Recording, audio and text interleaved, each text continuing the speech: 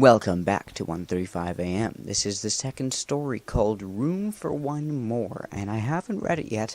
For previous audiobooks, I tried to read it ahead of time, but this one, I decided, you know what, let's go in blind, so I know just as much as you guys do for this one. The last one was really good in this book, so I have high hopes for this one. Alright, let's go.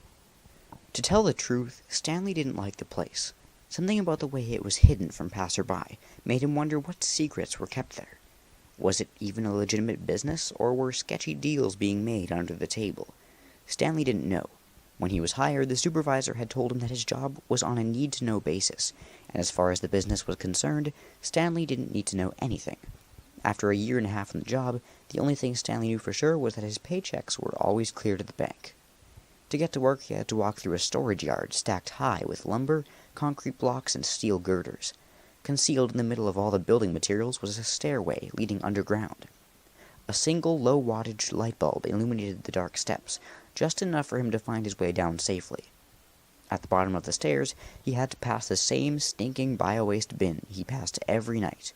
It always had the exact same mixture of foul odors, something chemical, something like rotting food, and most disturbingly, something like how he imagined the smell of decaying flesh. The stench set the tone for the night Stanley was about to spend. Just like the bio-waste bin, Stanley's job sank. He scanned his ID badge, and the huge metal door opened with a groan that always seemed to express how Stanley felt about his upcoming shift. Sometimes he groaned right along with it. The facility was dark and lacked proper ventilation. Because of its underground location, there was always a level of dampness in the air that made Stanley feel clammy. Supposedly the building was a factory, but even on the inside, it provided no clue as to what it was producing. The building was a network of dim hallways faintly illuminated by sickly greenish lights. Networks of black pipes snaked overhead. Throughout the hallways were giant locked metal doors. Stanley had no idea what went on behind them. If the place were a factory, it would stand to reason that the people were on the premises manufacturing something. Sometimes Stanley could hear the banging and rumbling of some kind of machinery behind the big locked doors. He assumed that there must be other workers in the building, people operating the machinery, but during his entire time on the job he had yet to lay eyes on another human being. It was strange to be a guard and not really know what it was you were guarding. Stanley walked down one of the hallways, hearing hissing and clanging from behind one of the metal doors, and then scanned his ID badge to enter the security office. He settled down at his desk, where he could watch all the building's entrances and exits on the facility's high-tech monitors. Stanley had been hired to work at this facility a year and a half ago. At his job interview, it became obvious that this job was unlike any other security guard position he had ever held before. The supervisor who hired him was a strange little man in a too-large suit, who fidgeted and seemed to have a hard time meeting Stanley's eyes. "It's not a difficult job," the man had said. "You sit in the security office, watch the building's exits on the monitors, and make sure nothing gets out." "Nothing gets out?" Stanley had asked. "In other jobs, I've always had to make sure nobody gets in." "Well, this isn't other jobs," the twitchy little man had said, taking a sudden interest in the papers on his desk. "Just watch the exits, and you'll be fine." "Yes, sir," Stanley had said. He was confused, but he didn't want to make trouble. He had been laid off from his previous position, and the bills were piling up. He needed this job.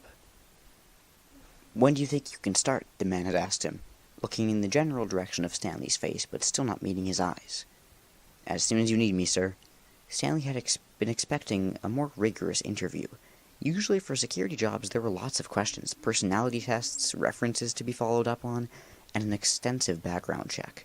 Companies wanted to make sure they weren't hiring the fox to guard the henhouse, as Stanley's granny used to say. "Excellent," the man had said with what was almost a smile. "We've had a sudden vacancy, I'm afraid, and we are in urgent need of someone to fill the position." "Guy up and quit on you?" Stanley had asked. "In a manner of speaking," the man had said, looking past Stanley. "Unfortunately, the prior security guard passed away suddenly. Very tragic." "What happened to him?" Stanley had asked. He knew there were inherent dangers in the job, but if the prior guard had been killed in the line of duty, he felt he ought to be told about it. If this job was especially dangerous, he needed to know what he was signing up for and make an informed decision. "Massive heart attack, I'm afraid," the man had said, looking down and shuffling some papers on his desk. "We never know how much time we're given, do we?" "No, sir," Stanley had said, thinking of his dad. whom he had lost recently. The man nodded thoughtfully, then looked at Stanley. "But I think you'll find it an easy job. Just keep an eye on those exits and make sure everything that's supposed to be in the building stays in the building, and you'll be fine." "Yes, sir," Stanley had said. "Thank you." He had reached out to shake the man's cold, bony little hand, and just like that, he had the job. As a result, Stanley had spent the last year and a half monitoring exits to make sure nothing got out, even though he wasn't entirely sure what that phrase even meant. Why had the man who'd hired him said nothing instead of nobody? What exactly was it that Stanley was watching for? He had thought he might ask this strange, twitchy man about it one day, but since that brief job interview, Stanley had never seen him again. Stanley unscrewed the lid of his thermos of coffee and got ready for another long, lonely night. He wouldn't mind the lonely nights so much if his days weren't lonely too. Up until 2 weeks ago, when Amber, his girlfriend for more than 2 years, dumped him, his days had been brighter. During his dull working hours, Stanley would actually look forward to the time that awaited him once he clocked out at 7 a.m. He would walk over to the city diner across the street for a big breakfast. Eggs, bacon, toast, and crunchy, oniony hash browns. Once his belly was full, he'd walk back to his apartment and fall into an exhausted sleep for a few hours. Afterward, he'd wake up, eat a sandwich, do a little cleaning or laundry, and then play video games until Amber got off work at the grocery store at 5. Amber always brought over ingredients for dinner. She loved the cooking shows on TV and liked to try out new recipes, which was just fine with Stanley. He loved to eat and had the belly to prove it. He wasn't fat, exactly, just well-padded, like a comfortable sofa. Spare ribs with plum sauce, chicken adobo, spaghetti carbonara, I can't read. Whatever new recipe Amber wanted to experiment with, Stanley was happy to eat it. Amber and Stanley would cook dinner together, and then they would sit across from each other at his little kitchen table to eat and talk about their days. Since Amber actually saw people at her job, she often had funny stories about things that happened at the store. After they loaded the dishwasher, they'd cuddle on the couch and watch TV shows or a movie until it was time for Stanley to get ready for work. Most of their dates were cozy nights in, but on Stanley's nights off, they'd go out to dinner, usually to Luigi's Spaghetti House or Wong's Palace, and see a movie or go bowling. Stanley's time with Amber always felt happy and comfortable, and he had thought she felt the same way. But on the terrible day when she broke up with him, she said, "This relationship is as stagnant as a frog pond. It's not going anywhere." Blindsided, Stanley had said, "Well, where would you like it to go?" She looked at him as if his question was part of the problem. "That's just it, Stanley. You shouldn't have to ask." Stanley was barely 25, and Amber was the first serious girlfriend he'd ever had. He loved her and had told her so, but he didn't feel emotionally or financially ready for engagement or marriage. He had thought that was what he and Amber was enough for now. It was too bad that she didn't feel the same way, too. A few days before, Stanley had gone to his nephew Max's 5th birthday party at his sister Melissa's house. It was the first time he'd left the house to go anywhere but work since the breakup. At first, the sight of the playful preschoolers and the familiar festiveness of the balloons, cake, and presents had cheered him up a little. He'd come in his uniform because he knew Max thought it was cool, and as it turned out, the other boys Max's age thought it was cool too. They had swarmed him, saying things like, "Your badge is so shiny," and "Do you chase bad guys?" They were a hoot. Stanley liked little kids. Always had. After the kids had gone back to their party games, Stanley had listened to the parents who were standing around, talking and laughing about the things their kids said or did. He had started thinking, what if Amber had been his last chance to settle down and have kids, and he'd blown it? What if he was doomed to always be the bachelor uncle at his nephew's birthday party, standing on the sidelines and never somebody's husband, somebody's dad? It didn't help that Todd, Stanley's brother-in-law, had sidled up to him and said, "Hey man, I was picking up a takeout order at Luigi's the other night and saw your ex on a date with the manager of the snack space." Stanley had nearly choked on his birthday cake. "She's dating someone else already?" "It sure looked like a date to me. She probably had him lined up before she even broke up with you," Todd had said. "Do you know the guy?" Stanley had shaken his head. "Well, I hate to break it to you, but he's tall and fit. A sharp dresser, too. I checked out his car in the parking lot when I left. A sports car." Stanley was short and dumpy and didn't own a car, and if he did, it sure wouldn't be anything as expensive as a sports car. Maybe that's why his relationship with Amber had been stagnant. She wanted to climb the social ladder, and he was content where he was. Stagnant Stanley, he should be called. He had to stop brooding, he told himself. He was at work, so he should be working. He drank his coffee and monitored the lack of activity in the building. All the exits were clear. They were always clear. He didn't wish for danger, but it would be nice to have something to do. Even with the caffeine, his eyelids started getting heavy, and his head felt like a bowling ball he was trying to carry on his shoulders. He started to nod off. This was typical. On any given shift, Stanley was likely to spend 4 of the 8 hours fast asleep. That was one reason he didn't try too hard to look for another job despite his boredom and loneliness. How many places would pay you for sleeping? Soon Stanley was snoozing away in his chair, his head lolled back and his big feet propped up on the desk. Beep, beep, beep, beep. Stanley was awakened by an alarm.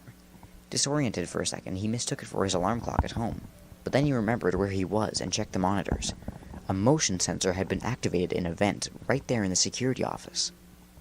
Well, at least he wouldn't have to go far to check things out. Stanley stretched, rose from his chair, and grabbed his flashlight. He squatted on the floor, removed the cover from the vent, and shone the flashlight into the darkness. He saw nothing. Really, the vent was too small for anything too dangerous to pass through it. Maybe a mouse or a rat had activated the sensor. If the problem continued, he might fill out a report, though he was never really sure who received and read the reports he sent. And suggested that management call a pest control company. Stanley yawned and went back to his chair. It was time to get back to his nap. 2 hours later, he woke up with a start. He sat up, wiped the drool from his mouth, and looked at the monitors. Nothing. But on his desk, there was an object that hadn't been there before. It wasn't immediately apparent what it was. Upon closer inspection, it appeared to be a toy. A doll of some kind with jointed arms and legs. It wore a tiny white tutu, and its little feet were painted white so it looked like it was wearing ballet slippers.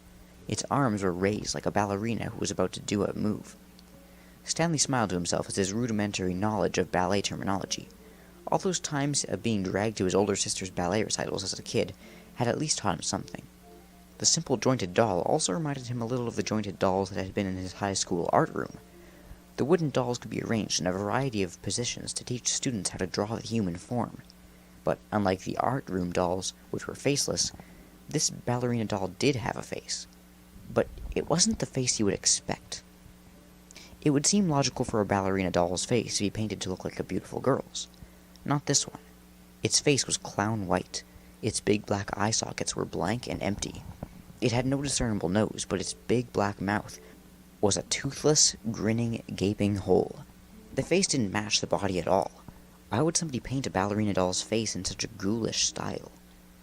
Stanley's mind was full of questions. What was this weird thing, and what was it doing on his desk? Who had put it there? He picked up the doll. He spent a few minutes bending it into different positions. Look, now she's doing the splits. Now she's doing a Russian folk dance. Stanley chuckled at how easily amused he was. He really did spend way too much time by himself these days. He should get a hobby. He tilted the doll over to make her do a headstand. A small voice from inside the doll's body said, "We like you." "What was that?" Stanley said, tilting the doll over again. It must have some kind of sound chip that reacted to movement. "We like you." It was a little girl's voice, high-pitched and giggly. Cute. "Who's we?" Stanley said, smiling down at the doll. "I just count one of you," he tilted her. "I like being close to you," the doll chirped. "Well, believe me, it's been a while since a girl said that to me," Stanley said, holding up the doll to look at her better. "Too bad you're tiny and not an actual human being. Kind of weird looking, too." He tilted her again. He wondered how many recorded phrases were in her vocabulary. "You're so warm and squishy," the doll said with a giggle. Well, that was a new one. But it was true, or at least the squishy part was. He'd been eating like an elephant ever since Amber broke up with him. And he'd always been a big eater, but this was different. Now he was eating because of sadness. Whole tubs of chocolate chip cookie dough ice cream, family-sized bags of potato chips with French onion dip, half a dozen fast food tacos in one sitting. Emotional eating, the experts on the internet called it. Emotional eating had made him a warm, squishy mess. He should start eating healthier. Salads and fruit and grilled chicken. And he needed to go back to the gym. He had a gym membership, he just couldn't remember the last time he'd used it. Maybe before he and Amber got together. "I think you're a good influence on me," he said to the doll, smiling as he tilted it. "Take me home with you," the doll said, with that same little giggle in her voice. He set her back on his desk. "I might do that, little dolly," he said. "It's almost like you were left here as a present for me." But who would have left it for him? He looked again at the doll's ballerina body and strange mask-like face. A weird present, but I don't know, I kind of like you. We like you, the doll said. So the feeling is mutual, Stanley said, chuckling again. He set the doll down and checked the monitors. Nothing at the exits. It was time to finish that nap. Stanley was at Luigi's spaghetti house, eating at a table by himself. He was cutting the spaghetti into little sticks with his butter knife, which used to drive Amber crazy. You were supposed to twirl it on your fork, she said, using your spoon to keep the noodles from falling off. To Stanley, this always seemed like an unnecessary delay of getting food into his mouth. He felt the same way about the chopsticks when they ate at Wong's palace, which Amber always insisted on using while Stanley efficiently shoveled in his General Tso's chicken with a fork. But Stanley and Amber weren't eating anywhere together anymore. She was sitting at a cozy table in the corner with a handsome, well-dressed man. They were talking and laughing and feeding each other bites off their plates. Stanley felt embarrassed to be sitting at his own table alone, but Amber and her date didn't seem to see him. It was like he was invisible. Stanley looked around the dining room to avoid looking at Amber and her new boyfriend. At the head of the room, where there was usually a piano, was a casket. Stanley's dad lay inside it, his sunken cheeks too rosy with makeup where the mortician had tried to disguise his death pallor. Everywhere he looked, Stanley saw someone he had loved and lost. He looked down at his plate to avoid seeing anyone else.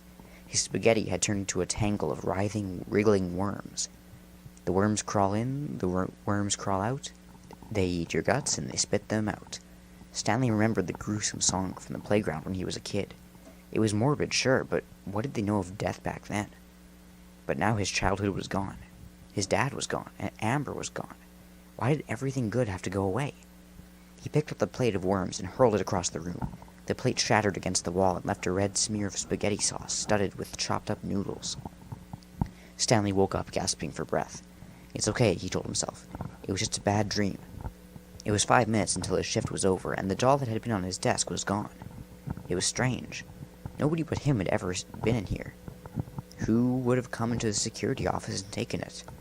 Maybe the same person who had come in and left it in the first place, whoever that was. For a split second he considered filing a report about it, but realized there was no way he could. What would it say? Fell asleep at my post on 3:02 a.m. Woke up to find a doll on my desk. Fell back asleep, woke up, and it was gone. That was a quick way to get fired. If Amber was still around, he would have a story to tell, something interesting that happened at work for once. These were some of the saddest moments of Stanley's already sad days, when he'd think, wait till I tell Amber, and then remember that there was no Amber to tell. Stanley held his nose as he passed the bio-waste bin outside the facility. He emerged from the stairs to a day that was bright and sunny. After staying in a dark hole for 8 hours, it always took his eyes a few minutes to adjust to the intensity of daylight. He squinted and blinked, like a mole that had just popped up from its underground tunnel. Stanley crossed the street to the city diner, sat down in his usual red vinyl booth, and turned his upside-down coffee cup into the upright position. Almost as if by magic, Katie, the server, was there to fill it. Stanley knew a little bit about Katie from making small talk with her. She was around his age and was taking some classes at the community college now that her son had started preschool. You want the usual this morning, Stan? She asked. Her smile was friendly, and her eyes were very blue. She was prettier than Stanley remembered her being. Maybe he was just lonely. Since the breakup, he would often go for whole days in which Katie was the only other human he talked to. Actually, I think I might take a look at the menu today, Katie. If he was going to make healthier choices, he might as well start now, even though it was difficult to do so with the irresistible smell of bacon wafting through the diner. Watching what other people were eating didn't help either. The guy at the booth across from him was eating a tall, golden, butter and maple syrup-drenched stack of pancakes. They looked delicious. Katie handed him the laminated folder. Changing it up this morning, are we? I thought I might. He scanned the menu, looking for healthier options. None of them sounded as tasty as his usual order, but if he was going to get less squishy, he was going to have to make some sacrifices. I think I'll take the mushroom egg white omelette with the turkey sausage and whole wheat toast. Katie smiled as she wrote down his order. I'm impressed. Going on a diet, are we? He smiled and patted his belly. I'm thinking about it. After Katie left to put in his order, Stanley let his gaze wander around the restaurant. In the last booth in the corner, an old man sat nursing a cup of coffee and reading the newspaper. He was at the city diner every morning, always alone, lingering over coffee long after his breakfast plate had been cleared. Stanley could feel the old man's loneliness just as surely as he could feel his own. He wondered, now that Amber had dumped him, if his fate was the same as the old man's. Would he grow old and be so lonely that he sat for hours in public places just to have the illusion of some company?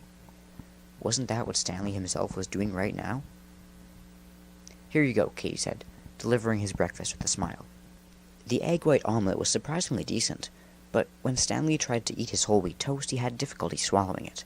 His throat had gotten sore suddenly, and felt as if it must be swollen partially shut. It was odd. He couldn't remember the last time he'd had a sore throat. He pushed his breakfast plate away. "Does the healthy stuff not taste as good?" Katie asked, clearing his dishes. "You're usually a member of the Clean Plate Club." "No, it was good," Stanley said, his voice coming out croaky. "My throat's just really sore. Makes it hard to eat." "Well, there are all kinds of bugs going around. Lots of kids and teachers are out sick at my little boy's preschool. I hope you're not coming down with something," Katie said. "Me too," Stanley said, but it was entirely possible that he was. Who knew how many germs were swirling around that damp, dark, underground facility that no fresh air or sunlight ever reached? On the way home, he stopped at the drugstore and bought some sore throat lozenges. He popped one as soon as he had paid for them. Swallowing was becoming more and more painful and difficult. When Amber had come over on a daily basis, Stanley had kept his apartment reasonably clean. Now when he walked into it, it felt like a double nasty surprise. There was the mess, but there was also the meaning behind the mess. It was another reminder that Amber was gone. The coffee table was cluttered with half-empty soda cans, hamburger wrappers, fried chicken boxes, and Chinese takeout containers. Dirty laundry was scattered in random piles on the floor. Part of him wanted to clean it up, but the rest of him said, "What does it even matter? She's not coming back, and there's nobody here but me to see the mess." Stanley unwrapped a throat lozenge and popped it into his mouth. He was definitely getting sick. Great. That was just what he needed. One more thing to make his life a little more miserable. His mom had always been a big believer in steam when he or his sister was coming down with a cold, so he decided to take a hot shower. If congestion was what was making his sore throat, breathing in some steam might help. Taking off his security uniform shirt, he had a hard time pulling his left arm out of the sleeve. Once he finally got his shirt off, he could see the problem. His left arm was swollen to nearly twice the size of his right one. The arm felt weird, too. Numb, like when a foot falls asleep. He shook his arm around, trying to wake it up, but it still lacked sensation. What kind of bizarre illness gives you a sore throat and a numb, swollen arm? He was no doctor, but he knew those symptoms didn't go well together. Stanley turned up the shower temperature as hot as he could stand it. When he held his left arm under the nozzle's spray, he could feel neither the heat nor the jets of water hitting his skin. After he got out of the shower, he put on a t-shirt and sweatpants, took 2 ibuprofen, popped another lozenge, and crawled into bed. Whatever this illness was, maybe rest would fix it. And unfortunately, that's where we're going to have to end it for now. So far, this is kind of interesting. Like, we're in a security office, which, if you've been a fan of this for any amount of time, you know that that's kind of a staple of this series, but we've never seen it in any of these books. So I'm curious to see where this goes.